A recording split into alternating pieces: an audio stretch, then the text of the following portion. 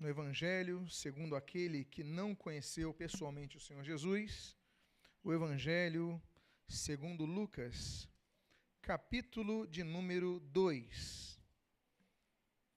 E se você desejar manter o costume que Jesus manteve dentre os judeus, quando a Bíblia registra em Lucas capítulo 4, que Jesus, ao entrar na sinagoga de Nazaré, pôs-se de pé para ler as Escrituras Sagradas, eu convido que você então assim o faça em Lucas capítulo de número 2, e eu gostaria de ler os versículos 21 a 24.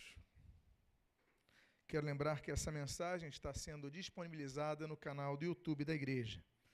E o título dessa mensagem, a continuação daquela série de mensagens do GPS de Natal, é o Natal no Templo.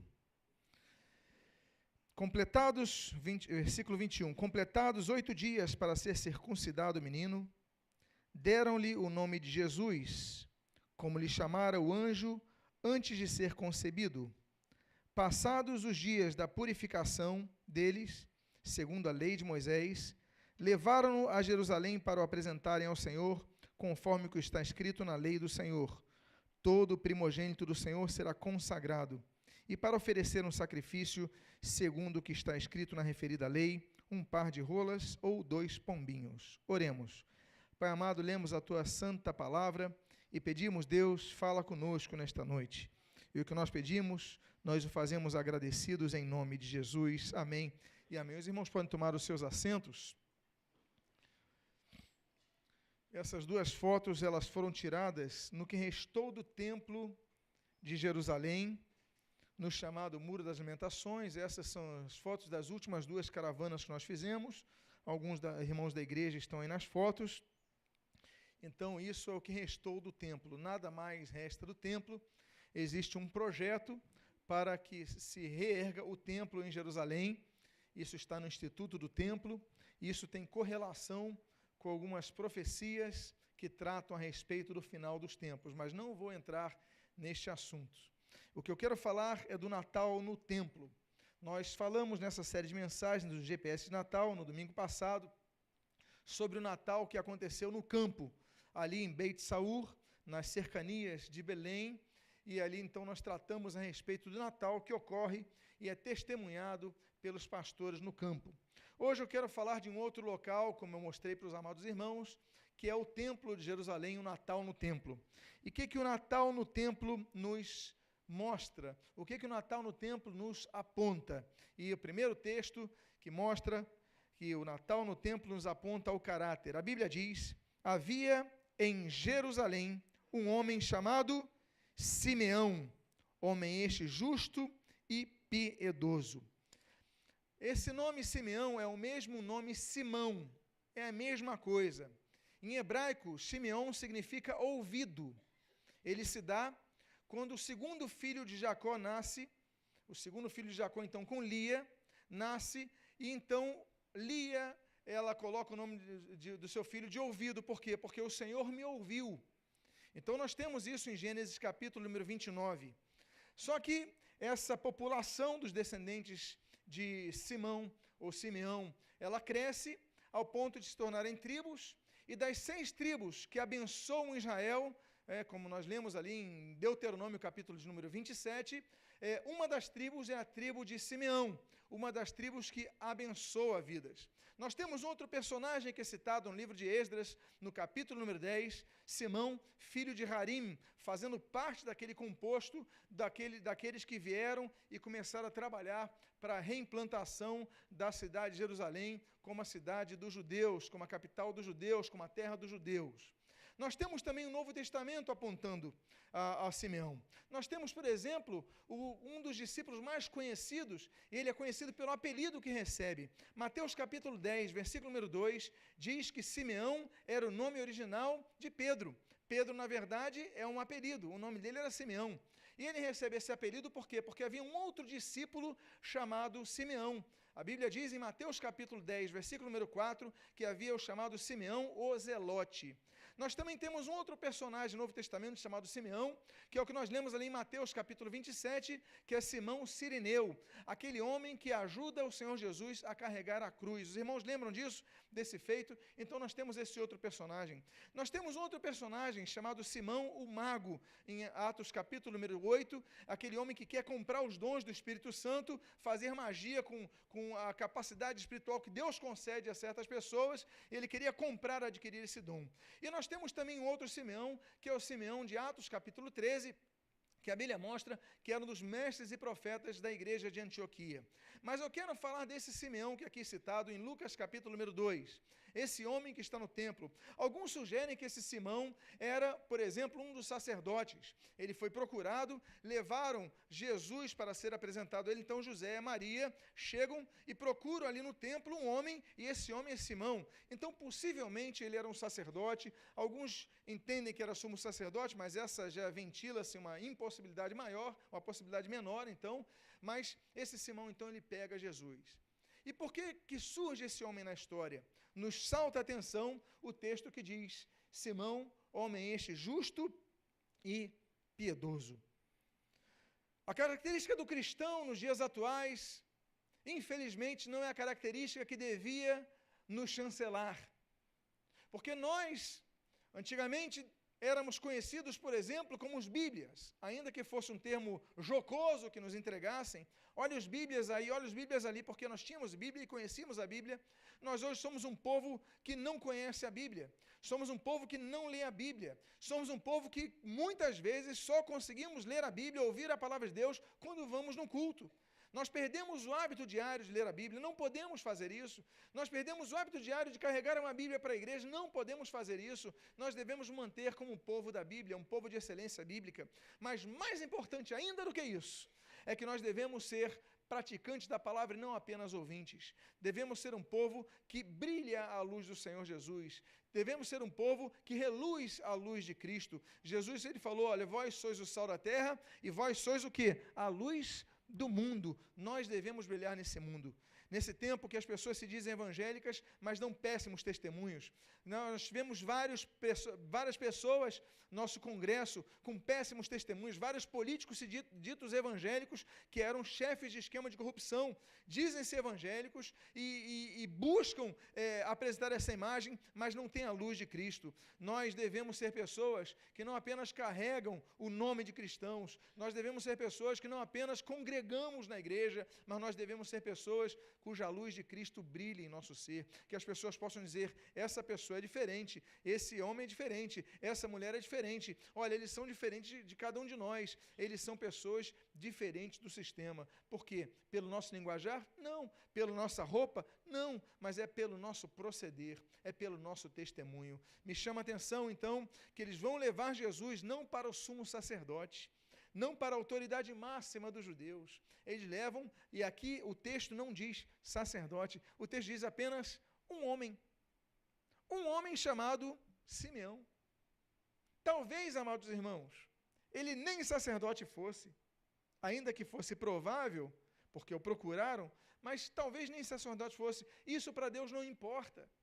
Nesse texto bíblico, o nosso Senhor Jesus, nosso Salvador Jesus, ele não é entregue ao sumo sacerdote, talvez nem sacerdote fosse, mas o que mais nos chama a atenção é que a característica que esse texto aponta é que ele era um homem justo e piedoso. A justiça, a piedade, traços característicos do fruto do Espírito que devem nos caracterizar. A Bíblia então continua dizendo sobre esse Natal que acontece, porque Natal é o natalício. Natalício é o dia, o momento, a celebração do momento do nascimento de alguém. E o nosso Natal principal é o Natal do Senhor Jesus. Por quê? Porque através do nascimento dele nós tivemos vida. Nós estamos aqui nos primeiros momentos do nascimento de Jesus, nós estamos aqui nos primeiros dias do nascimento de Jesus, e Jesus então é levado ao templo. E o texto, então, nos mostra um segundo aprendizado que nós temos, é que o Natal nos aponta a esperança. Diz o texto do versículo número 25, que esperava a consolação de Israel. Amados irmãos, esse homem esperava a consolação de Israel.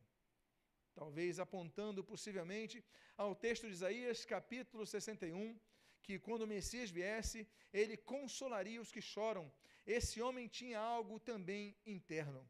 Ele tinha duas características que eram observadas externamente: era justo e era piedoso. Mas existia uma característica que era interna dele, que só o Espírito Santo nos podia revelar. Ele esperava a consolação de Israel. Amados irmãos, a esperança. Nós devemos ter esperança. Esperança é um termo que no português aponta claramente para a sua origem, a sua base etimológica, aquele que espera, mas espera algo positivo. Esperança é algo, esperar por dias melhores, por momentos melhores. Amados irmãos, a Bíblia diz que sem Deus, aqueles que não estão em aliança, eles estão sem esperança. A Bíblia diz isso em Efésios capítulo número 2. A esperança, ela foi perdida por aqueles que não têm aliança com Deus. Mas a Bíblia também diz, em Romanos capítulo número 8, que a esperança, ela é resgatada. Nós temos resgatada a esperança para a nossa salvação, Romanos capítulo de número 8. É por causa disso que em 1 Pedro capítulo número 3, a Bíblia diz que nós devemos dar razão à esperança que é em nós. Todo aquele que nos perguntar, nós temos que ter a razão. Por que vocês esperam a Cristo? Por que vocês têm esperança em Cristo? Porque Ele transformou minha vida, porque Ele mudou meu ser, porque Ele me encheu da paz, porque Ele me trouxe direção, porque Ele me libertou dos vícios, porque Ele, enfim, o que Jesus faz ninguém pode oferecer. Por isso que eu cito o texto de 1 Pedro 3, mas o texto mais bonito para mim de esperança, que fala mais maravilhosamente de esperança, é o que inaugura a primeira carta que Paulo escreve a Timóteo. 1 Timóteo capítulo 1, versículo 1, diz: Cristo Jesus, a nossa esperança. Então, meus amados irmãos, Jesus é a nossa esperança, é a nossa esperança maior. Essa esperança que Simão, ele esperava no templo, aguardava no templo, esperava que acontecesse. Nesse momento, ele vai pegar no seu próprio colo a esperança. Olha que privilégio teve esse homem. Que privilégio teve esse homem de José e Maria entregarem a Jesus no colo e ele segurar no colo Jesus para apresentar ao Senhor. Que privilégio teve Simeão. Esperança. É por isso que a Bíblia aponta a respeito da esperança que nós devemos ter, a esperança da glória, a bendita esperança da glória de nosso Deus e Salvador, que é quem?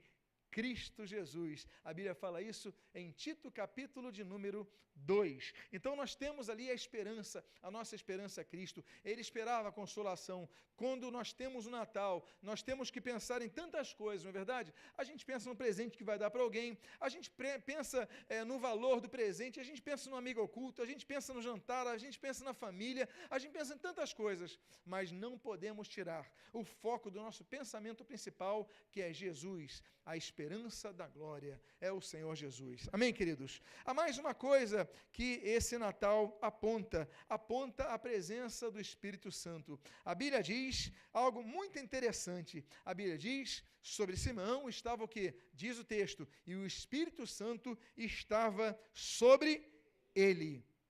O Espírito Santo estava sobre ele. Olha aqui mais um exemplo da Trindade. Nós temos alguns modelos teológicos que vão surgir ao longo do tempo, que são unitarianos e não trinitarianos. Temos o sabelianismo, temos o monarquianismo dinâmico, resumindo, o monarquianismo dinâmico e monarquianismo modal. Nós temos então duas formas de se entender, e alguns entendem o seguinte: não, quando Deus se manifestava numa época, Ele manifestou como Deus Pai. Noutra época, Ele manifestou como Deus Filho. E noutra época, Deus manifestou como Espírito Santo. Só que esse texto já quebra esse conceito. Por quê? Porque nesse momento diz o texto que Ele estava com Jesus, Deus Filho, e sobre Ele estava o Espírito Santo. Ou seja, já vemos então a impossibilidade dessa teoria que nós refutamos como sendo uma teoria antibíblica, uma teoria unitariana, porque a Trindade se faz presente e nesse momento nós vemos a ação do Espírito Santo sobre esse homem.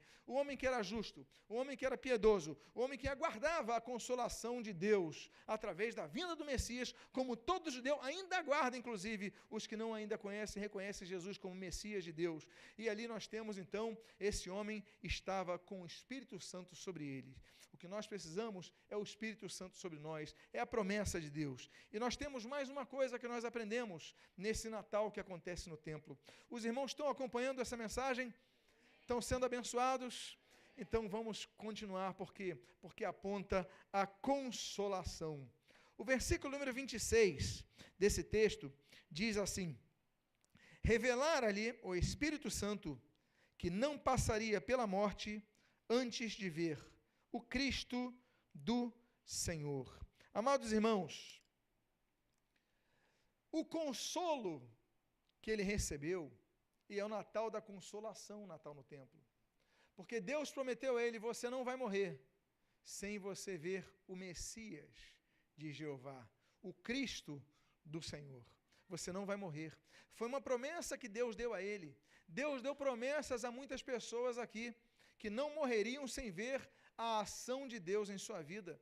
Eu pergunto a vocês, quantos aqui têm promessas de Deus que ainda não se cumpriram em suas vidas? Então se firme, porque o Natal nos lembra, o Natal nos rememora, e nós somos consolados que Deus vai cumprir a sua palavra não cairá por terra. O consolo é muito importante. Jeremias, no capítulo número 8, diz que nós não podemos consolar a nós mesmos, não podemos autoconsolarmos, mas o Salmo de número 119, aquele grande salmo das Escrituras Sagradas, ele diz que nós somos consolados pela palavra de Deus. Quando nós lemos as Escrituras, como textos como este que nós estamos lendo agora, o Espírito Santo de Deus nos consola. E aí, nos consola por quê? Por causa da promessa de Deus. Em Isaías capítulo 61, quando a Bíblia promete que levantaria o Messias, que viria o Messias, que nasceria o Messias, que se manifestaria o Messias de Deus, o Cristo de Deus, que consolaria os que choram. O Deus está presente aqui. Jesus, ele prometeu que estaria no meio de onde 2 ou 3 se reunissem em seu nome. Ele está aqui para consolar os corações, mas não apenas ele consola. O Senhor Jesus, ele diz no Evangelho de João, capítulo número 14, que ele enviaria um outro consolador, quem? O Espírito Santo de Deus, para consolar aqueles que precisam ser consolados. É por causa disso, meus amados irmãos, que a Bíblia diz, nós somos consolados para quê? Para sermos consolados apenas? Não. Nós somos consolados para consolarmos outras pessoas. A Bíblia diz, na primeira carta de Paulo aos Coríntios, segunda carta de Paulo aos Coríntios, capítulo 2, a Bíblia diz no versículo 1 o seguinte, que nós somos confortados por Deus na nossa tribulação, para que consolemos aqueles que estão passando pela angústia. Ou seja, nós somos consolados para consolar outro. Nós muitas vezes passamos por problemas e não estamos entendendo por quê, mas porque Deus quer nos tornar um canal de bênção para outra vida que está passando pelo mesmo problema. Por isso que nós lemos o texto da palavra de Deus, quando Paulo escreve aos Coríntios, capítulo 2, versículo 1, olha, vocês estão passando por essa situação, estão sendo confortados para que vocês consolem os que estão na tribulação, na angústia, na dificuldade.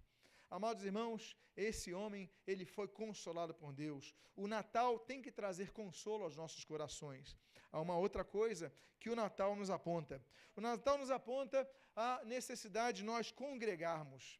A Bíblia diz, no versículo 27, o seguinte: movido pelo Espírito, foi ao templo. A Bíblia diz, em Hebreus capítulo 10, versículo 25, olha, não deixei de congregar-vos como fazem alguns, antes admoestai-vos diante do dia que se aproxima, por causa do dia que se aproxima. Meus amados irmãos, nós não devemos deixar de nos congregar, nós devemos nos congregar sempre. Um dos primeiros sintomas de esfriamento espiritual é quando a pessoa deixa de ir no templo. Ela vai conseguir alguma desculpa ela vai ter, decepção, desânimo, cansaço, outros interesses, mas isso só é um fato, isso só aponta ao fato de esfriamento na sua fé. Não podemos desobedecer a palavra, temos que congregar. Ah, pastor, mas eu não quero mais congregar nessa igreja. Não tem problema, congrega em outra igreja, não tem problema. Ah, pastor, mas eu não gosto do senhor quando o senhor prega. Não tem problema, vai em outra igreja que tem pregadores ali que pregam, mas é importante que pregue a palavra de Deus, mas vá ali, que pregue a palavra de Deus e que Jesus seja adorado exclusivamente nesse local, porque aí pronto, não tem problema nenhum. O importante é que você não deixe de se congregar, criar raízes no local, nesse local você estabelecer raízes, você se desenvolver, você crescer, você se fortalecer. Então, a Bíblia diz que esse homem, ele foi movido por Deus para ir para o templo. Então, esse homem, de repente, está lá no templo, ele não sabe por que está ali, mas, de repente, chega e está ali trazendo Jesus a apresentar ao Senhor, ao nosso Deus, como costume. Outra coisa que nós aprendemos no Natal no Templo de Jerusalém é que o Natal no templo aponta ao louvor a Deus. No versículo número 27, na sua segunda parte, no versículo 28, a Bíblia diz o seguinte: e quando os pais trouxeram o menino Jesus para fazerem com ele o que a lei ordenava, Simeão o tomou nos braços e o que mais? O louvou a Deus. O Natal no templo nos lembra o louvor a Deus. Eu volto a dizer, que privilégio teve Simeão. Meus amados, eu não sei a minha reação se eu soubesse que o Messias prometido estava vindo, os seus pais, o José e a Maria, trazendo eles para eu oferecer ao Senhor. Eu não sei se minhas mãos aguentariam, eu não sei a minha emoção do momento, mas eu digo a vocês, eu ainda sou jovem. Simeão provavelmente era uma pessoa de muita idade, porque inclusive Deus prometeu, olha, você não vai morrer antes de ver essa promessa se cumprir. Ou seja, possivelmente ele já tinha uma idade avançada. Então eu imagino que esse homem estava com as suas mãos tremendo, mas ele agarrou o Senhor Jesus. E a única reação desse homem naquele momento foi o quê? Louvar ao Senhor. Nós devemos louvar ao Senhor em todo tempo.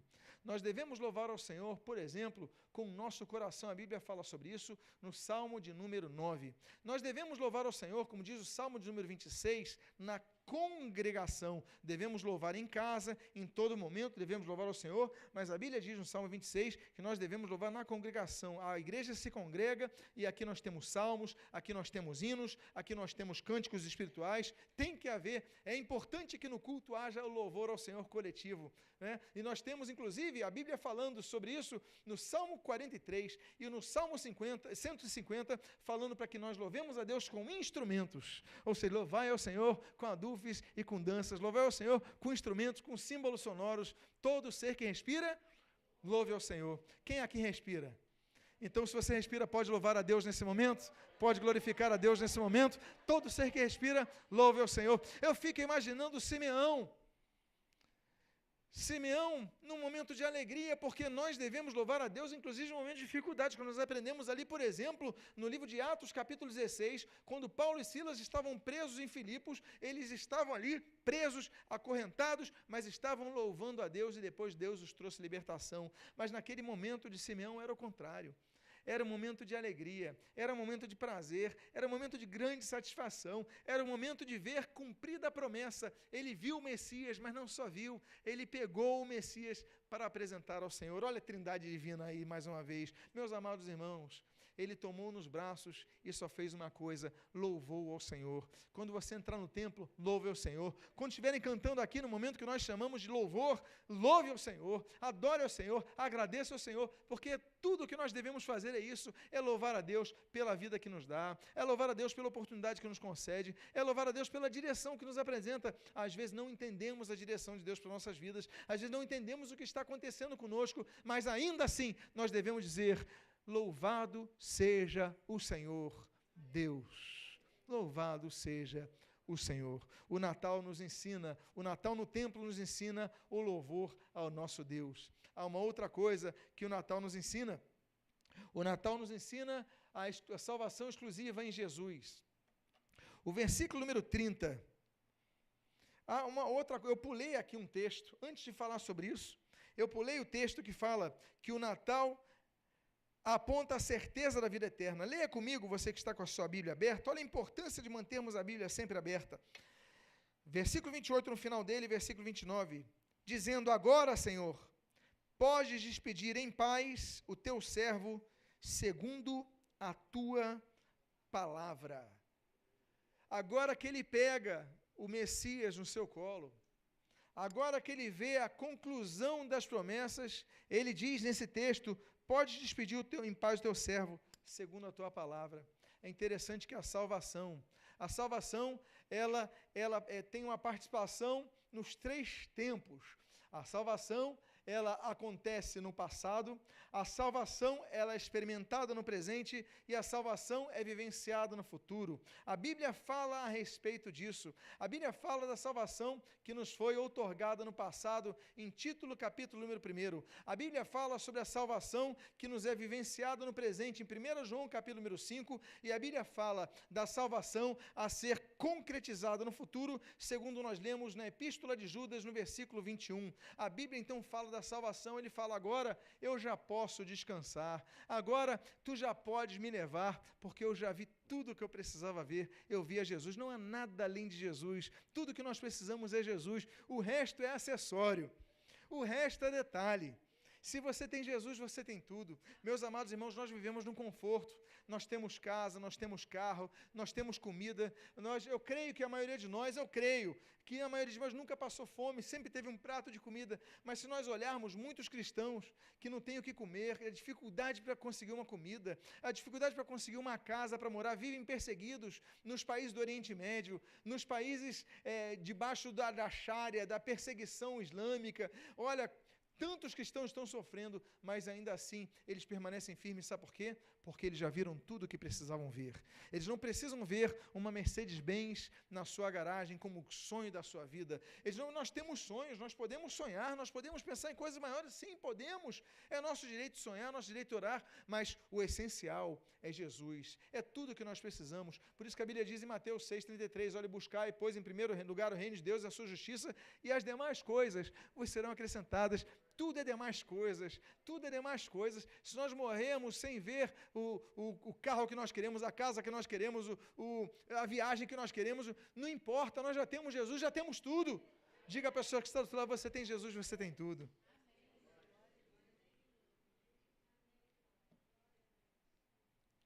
Agora, eu volto a esse texto, do versículo número 30, quando a Bíblia diz: porque os meus olhos já viram a salvação. Não há salvação em nenhum outro, senão em Jesus Cristo. Existe uma das estratégias satânicas, diabólicas, infernais, mais bem-sucedidas, é o chamado culto aos santos. As pessoas se acostumam a pedir socorro aos santos, a pedir direção aos santos. Ah, Maria, me ajuda. Ah, São Jorge, me ajuda. Ah, São isso, me ajuda. Ah, São Expedito, ajuda essa causa para ser mais rápida. Ah, essa é uma das estratégias mais satânicas e infernais implantadas e adotadas passivamente pela humanidade que não vai às Escrituras Sagradas. A glória de Deus não se divide a outro. Nós adoramos a Deus Pai, nós adoramos a Deus Filho, nós adoramos a Deus Espírito Santo. Nós oramos a Deus através da intervenção do Espírito Santo em nome de Jesus. É por causa disso, Jesus é o único que morreu por nós, Jesus é o único que morreu na cruz por nós, Jesus é o único que resgatou-nos com seu preço. Ele foi aquilo que João capítulo 1, versículo 29 diz: olha, eis aí o Cordeiro de Deus que tira o pecado do mundo. Ninguém mais tira o pecado do mundo, é só Jesus. Corroborando e o que o anjo falou ali em Mateus capítulo 1, versículo 23, olha, o seu nome será Jesus, porque ele salvará o mundo dos seus pecados. Meus amados irmãos, Jesus é o único que pode salvar, Jesus é o único que pode resgatar, Jesus é o único que pode libertar, Jesus é o único que pode curar, Jesus é o único que pode restaurar. Por isso toda honra nós atribuímos a Jesus, toda glória atribuímos a Jesus, e não dividimos o nosso culto, a nossa adoração, o nosso louvor, as nossas súplicas, senão a Deus Pai, a Deus Filho, a Deus Espírito Santo, porque através de Jesus tivemos acesso a Deus. A Bíblia diz em Romanos capítulo 5, versículo 1, olha, justificado, pois, pela fé, temos paz com Deus, e essa paz nos vem através da graça que nos foi concedida, graça essa em Jesus Cristo. Efésios capítulo 2, versículo 8 até o versículo 9, assim como Romanos capítulo 8 nos mostra isso, é em Jesus, é só Jesus, somente Jesus. Atos 16 vai mencionar sobre isso. Meus olhos já viram a salvação, viram Jesus, viram tudo. Não precisamos mais nenhum outro, não precisamos de mais nada. Se temos Jesus, temos tudo. E eu vou caminhando porque eu quero dizer também que o Natal no templo aponta a missão evangelística da igreja. O versículo 31 e o versículo 32 dizem assim: o qual preparaste diante de todos os povos, luz para a revelação aos gentios e para a glória de teu povo Israel. Luz para a revelação dos gentios e a glória para o teu povo, para a nação de Israel, para todos. Jesus veio para todos. A Bíblia diz em Romanos capítulo 1, versículo 16, que é isso, o Evangelho, não, porque não me envergonho do Evangelho, porque é poder de Deus para a salvação de todos, primeiro dos judeus, depois dos gregos. A Bíblia fala da salvação de todos. O apóstolo Pedro, ele leva uma repreensão tão grande. Por quê? Porque Pedro foi um hipócrita. Pedro, na frente dos judeus, ele defendia que o evangelho era só para os judeus. Mas quando estava com os gentios, dizia que o evangelho era para todos. Pedro, passou por um momento de dupla face. Tanto é que o apóstolo Paulo, ele puxa a orelha de Pedro, e nós vemos isso não apenas em Atos capítulo 15, mas também nós vemos isso em Gálatas capítulo 2. Ele faz uma repreensão, ele chama de outra forma, Pedro de hipócrita. Você não pode ser assim, o evangelho é para todos. Até que Tiago, que era o presidente da igreja de Jerusalém, capítulo 15 do livro de Atos, ele decide que o evangelho então vai para todos. Olha, vocês vão pregar o evangelho para todos, o Pedro vai lá para o pessoal, vai lá para os judeus, não tem problema, tem que pregar o evangelho a todos. É por isso, meus amados irmãos, que Jesus, ele dá a grande comissão para nós irmos por todo mundo e pregar o evangelho a toda a criatura. Marcos 16, versículo 15. Isso nos lembra, por exemplo, algo muito interessante. O capítulo 10 de Mateus, ele nos aponta, e o número 70, um número interessante, um número simbólico, aponta que depois do dilúvio havia 70 nações pela terra. Mas em Lucas capítulo 10, nós vemos que Jesus levanta 70 discípulos, não apenas os 12, mas 70 para pregar o evangelho a todos. Por quê? Porque mostrando que 70 representa todos os povos. É muito interessante. É interessante porque nós notamos, por exemplo, que Jeremias capítulo 23, assim como Jeremias capítulo 29, fala a respeito daquele cativeiro que Israel fica na Babilônia. O cativeiro babilônico representa os 70 anos de os 70 anos de cativeiro que Israel fica na Babilônia, nos lembram os 70 anos que a igreja fica peregrina sobre a terra. Não 70 anos literais, não 70 anos no cronômetro, mas eu falo isso no sentido simbólico. Nós estamos passando pela terra, porque nós somos peregrinos numa terra estranha. A nossa pátria está no céu, a nossa pátria está na glória de Deus. Amém, queridos? Então, a revelação para os gentios e glória para o teu povo de Israel. Deus trouxe Jesus, porque por isso que a Bíblia diz no pequeno evangelho, no resumo do evangelho, João 3,16, todo mundo sabe de cabeça, porque Deus amou Israel de tal maneira que deu seu filho unigênito, porque Deus amou o Brasil de tal maneira que deu seu filho unigênito, ou porque Deus amou a Argentina de tal maneira, não, porque Deus amou o mundo de tal maneira que deu seu filho unigênito para que todo aquele que nele crê não pereça, mas tenha vida eterna. Deus amou todo mundo, Deus amou a humanidade. Jesus não veio morrer por um povo, por dois povos, por três povos. Jesus veio morrer por todos aqueles que aceitam na fé o sacrifício de Jesus são salvos. É por causa disso que nós lemos, por exemplo, Apocalipse capítulo 5, aquele grande cântico do Cordeiro com Moisés. O capítulo 5 mostra de todos os povos, todas as nações da terra, de todo o mundo, pessoas salvas. Meus amados irmãos, por isso que o evangelho tem que ser pregado a todos os povos da terra, como diz a palavra de Deus. E aí nós vemos capítulos escatológicos, como por exemplo de Mateus capítulo 24. Mas eu quero dizer para vocês que Deus preparou a salvação a todos. É por isso que nós devemos olhar o mundo e pedir: Deus, levanta trabalhadores para a tua seara, como diz Mateus capítulo 9, levanta, Deus, trabalhadores para a tua seara, porque a seara de Deus é o mundo. Eu gosto muito de John Wesley. John Wesley foi um homem que começou a colocar fogo na igreja anglicana. A igreja anglicana tinha se esfriado. A igreja anglicana estava numa estrutura parecida com a católica romana. Era uma estrutura grande, mais engessada, mas prendia as manifestações do Espírito Santo. John Wesley é levantado e começa a pregar no seio da igreja anglicana. O que acontece? A igreja anglicana começa a perseguir John Wesley. John Wesley começa então a interpretar as ideias de Wycliffe, por exemplo, que falava do ministério dos leigos, dos lollardos. E aí nós temos o ministério do pregador leigo. Não precisava ser ordenado, você pode pregar o evangelho, homens podem pregar o evangelho, mulheres podem pregar o evangelho, crianças podem pregar o evangelho. Porque tem que ser um líder religioso, porque tem que ser alguém com uma bata, com uma roupa especial. Nós devemos ter a palavra de Deus para pregar o evangelho. E aí perguntam: mas qual é a tua paróquia?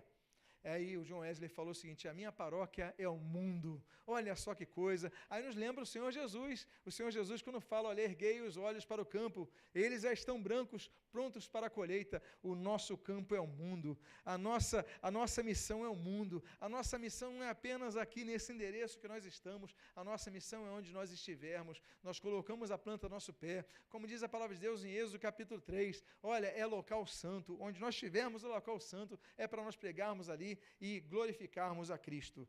Mais uma coisa, o Natal no templo, e a penúltima coisa que eu gostaria de compartilhar com os irmãos, do que se pode observar no Natal no templo, ali de Lucas capítulo 2. O Natal no templo aponta ao cumprimento da profecia. O versículo 33 desse capítulo 2 de Lucas diz: e estavam o pai e a mãe do menino admirados do que ele dizia. Eles ficaram admirados. Olha, meus amados irmãos, eles recebem visita de anjos anunciando o nascimento de Jesus. Mas eles não entendem a grandiosidade do que havia de acontecer com Jesus. Eles ficam admirados, diz a Bíblia, com as coisas que ele dizia, porque nem José, nem Maria sabiam tudo a respeito. Nós não sabemos o nível cultural deles. Provavelmente os dois eram analfabetos. Por quê? Porque José era carpinteiro. Na época, a pessoa começava a trabalhar na carpintaria, desde ser a profissão que você recebia do seu pai, e você passava para frente e você não tratava dos estudos. Provavelmente José não conhecia tão profundamente o texto. Provavelmente Maria também não, era novinha. Era uma menina. E as mulheres, infelizmente, naquela época, as mulheres não tinham acesso a uma educação escrita formal, porque geralmente, naquela sociedade tão machista, eram praticamente exclusivos aos que se dedicavam ou à carreira religiosa, ou aos que estavam nos parâmetros mais próximos, dos diâmetros mais próximos do poder governamental. Era difícil, mas eles chegam e vem esse homem que conhece as Escrituras, esse homem que conhece as promessas de Deus, ele começa a falar e as pessoas começam a se maravilhar. Meus amados irmãos, tem uma coisa, quando você tem a palavra de Deus no seu coração, quando você vive a palavra de Deus no seu coração, as pessoas vão se maravilhar e glorificar a Cristo através da sua vida, que a sua vida seja uma vida que reluza a Cristo, que a sua vida seja uma vida que mostre que você não é apenas um ouvinte da palavra, mas um praticante da palavra, porque as pessoas vão se admirar e vão glorificar a Cristo. Não é para glorificar você, é para glorificar Jesus Cristo, a Ele toda a honra, a Ele toda a glória, a Ele todo o poder para os séculos dos séculos. Amém, queridos? E a última coisa que nós lemos, que nós aprendemos nesse Natal no templo. Nós, no domingo passado, falamos sobre o Natal no campo. Falamos dos primeiros evangelistas de toda a história. Os primeiros evangelistas eram de Beit Saur, das cidades cercanias da cidade de Belém. Mas aqui nós temos vários ensinos do Natal no templo. E eu quero dizer para vocês que a última lição que nós aprendemos é que o Natal no templo nos aponta as bênçãos de Deus sobre as nossas vidas. Eu encerro com o início do versículo número 34, quando diz: e Simeão os abençoou. Alguns entendem, então, que Simeão era sacerdote. Não podemos aqui categorizá-lo, mas podemos aqui entender a grande possibilidade, seu conhecimento da palavra, seu conhecimento da vinda do Messias, ainda que todo judeu tivesse uma ideia a respeito, mas esse homem falou com uma propriedade que os pais de Jesus se admiraram do seu conhecimento, mas nesse momento ele abençoa. Nós sabemos que geralmente as bênçãos eram exclusivadas, eram dedicadas aos sacerdotes. Os sacerdotes abençoavam assim. Era a bênção que eles faziam. Até hoje, muitos sacerdotes abençoam dessa forma. Erguem suas mãos para abençoar. Eu volto a dizer, você lembra quando eu mencionei que haviam 6 tribos em Israel que subiam no Monte Gerizim? Isso está em Deuteronômio capítulo 27, para abençoar, e 6 tribos que subiam no Monte Ebal para amaldiçoar. Simeão era a tribo da bênção. E aí a gente olha Lucas 2 e nós vemos ali o reflexo na história, o mesmo Simeão levantando as suas mãos, mas ali os abençoou. Ele não está nesse momento abençoando apenas o Senhor Jesus, mas está abençoando aos pais. Meus amados irmãos, A bênção do Senhor está com aqueles que têm Jesus, que trazem Jesus, que carregam Jesus, que mantêm Jesus em suas vidas. Eu quero dizer para vocês que Deus, quando abençoa, ninguém pode revogar. Como diz a palavra de Deus em Números, capítulo número 23. Eu quero convidar a você, por favor, fique de pé.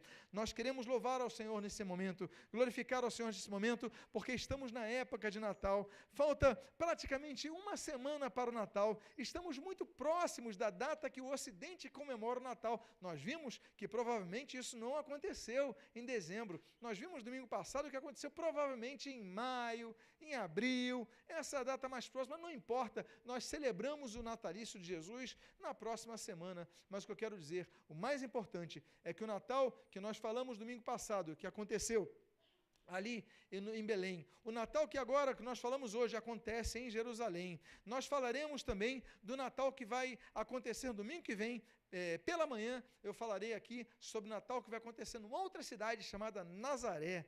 Aí eu quero dizer para vocês, olha, mas o mais importante, não é o Natal que aconteceu há 2000 anos atrás, isso é claro, fundamental, mais importante, mas para os efeitos práticos de nossa vida, é que o Natal aconteça hoje em nossos corações, que o Natal aconteça em nossas vidas, não fique apenas no marco histórico que mudou a humanidade, tem transformado vidas, mas que possa transformar também a sua. Eu convido por causa disso, a que todos, por favor, fechem seus olhos, e eu queria fazer um convite muito especial. Eu queria saber aqui, quem aqui gostaria de entregar a sua vida ao Senhor Jesus e voltar aos caminhos do Senhor? Há alguém aqui que gostaria de entregar a sua vida ao Senhor Jesus? Ainda não fez, deseja confessar a Jesus diante dos homens? Há alguém aqui? Levante seu braço agora em nome de Jesus. Nós queremos abençoar a sua vida. Há alguém aqui que está desviado dos caminhos do Senhor Jesus, quer voltar para Jesus nesta noite? Há alguém aqui? Amém. Eu quero fazer uma segunda oração. A você que ouviu essa palavra, a você que quer dizer, Senhor Deus, eu quero celebrar este Natal, mas eu quero celebrar este Natal em minha vida. Eu quero celebrar esse Natal, Senhor, no meu coração, que Jesus nasça no meu coração e que todo dia eu possa ser por Ti abençoado. Se você é uma dessas pessoas, coloque a mão no seu coração. Pai amado, em nome de Jesus, nós colocamos as mãos em nossos corações, Te louvando, Te agradecendo, porque Jesus nasceu em nossos corações, mas que Ele não apenas nasça, mas Ele brilhe em nossos corações e através de nossas vidas, através, Senhor, de nosso viver, Pai. Que em nome do Senhor Jesus nos abençoes, que Tu nos uses, que Tu nos capacites e o que nós pedimos, as Tuas bênçãos sobre nós. Nós Te agradecemos em nome de Jesus. Amém e amém.